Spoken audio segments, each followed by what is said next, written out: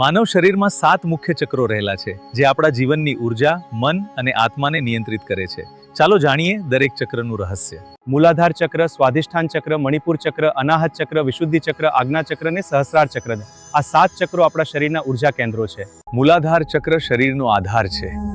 આ ચક્ર સ્થિરતા, સુરક્ષા અને જીવનની મૂળભૂત જરૂરિયાતોને નિયંત્રિત કરે છે.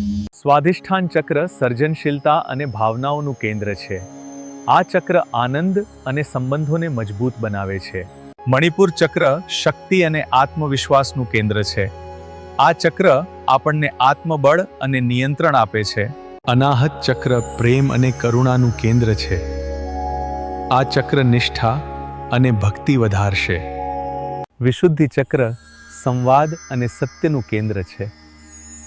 આ ચક્ર આપણી વાણી શુદ્ધ બનાવે છે. આજ્ઞા ચક્ર જ્ઞાન અને અંતરદૃષ્ટિનું કેન્દ્ર છે.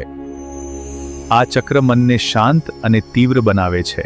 સહસ્રાર ચક્ર આધ્યાત્મિક જાગૃતિનું દ્વાર છે. આ ચક્ર આપણને પરમાત્મા સાથે જોડે છે. ભક્તિનો સાચો અનુભવ જોઈએ છે તો આજે જ જોડાઓ શાસ્ત્રી શ્રી રાજેશભાઈ પુંજાણી સાથે. સબસ્ક્રાઇબ કરો, લાઈક કરો, શેર કરો. જય દ્વારકાધીશ.